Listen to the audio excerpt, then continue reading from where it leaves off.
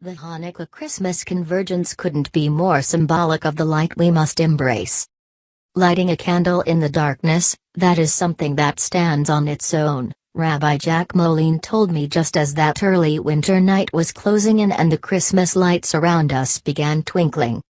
It's a powerful image, a strong metaphor for both Christians and Jews. The start of Hanukkah and Christmas fall on the same day this weekend, a rarity that comes only every few decades. It means millions of people of both faiths will be lighting candles together, across the land. Hello? Haters?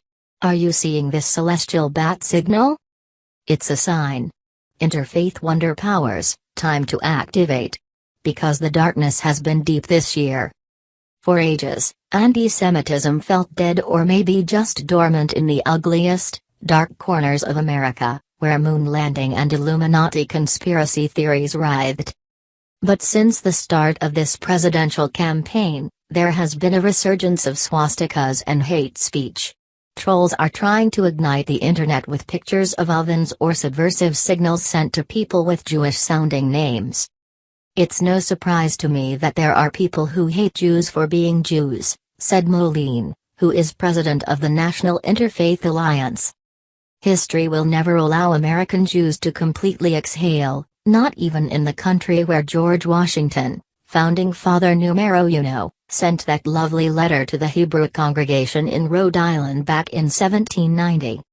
May the children of the stock of Abraham who dwell in this land continue to merit and enjoy the goodwill of the other inhabitants, while every one shall sit in safety under his own vine and fig tree and there shall be none to make him afraid, he wrote.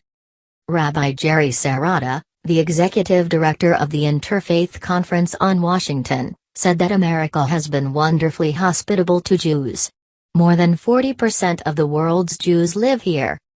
Both Serrata and Moline grew up when Jewish kids were bullied in school, slurs and jokes were common and there were quotas on the number of Jews admitted to American universities. But their kids? They've experienced none of that. And the stuff they're seeing today is scary. Not just scary because there are swastikas on a school bathroom wall in tolerant and enlightened Bethesda. Not only frightening because a guy who hosted a showcase of bigotry and hate, Stephen K. Bannon, will work in the high reaches of the Trump White House. But today's atmosphere is terrifying because of what other minorities are facing. What Jews are experiencing now ain't nothing, Moline said. A people who saw their communities destroyed and their families slaughtered by the millions during the Holocaust are understandably appalled by how Muslims are now being targeted in this country. While Merry Christmasing across the country this week, Trump underscored his commitment to a nationwide Muslim registry and a ban on Muslim immigrants. You know my plans all along, Trump declared. This, far more than a swastika scrawled on a building, is terrifying. If they're asking Muslims to register, of course we'll get every Jew in America to register, Rabbi Daniel Zemel vowed at a Friday night Shabbos service at Temple Micah in the district last month. If they're going to start deporting people, we'll make Temple Micah into a sanctuary. Moline agreed, joining Christians, Jews, Buddhists and Muslims outside Masjid Muhammad, which calls itself the nation's mosque, in Northwest Washington last month and saying, I will be the first in line to say, and a Muslim. I am a Muslim. It's because Jews remember not just the Nazis, but people like Marion Pritchard. Pritchard, a Dutch social work student, was 96 when she died in Washington last week. She was credited with feeding, clothing and hiding more than 150 Jews during the Holocaust, many of them children. She even killed a Nazi collaborator who discovered one of the hideouts she used under floorboards. She shot him and slipped his corpse into a coffin with another cadaver to escape detection.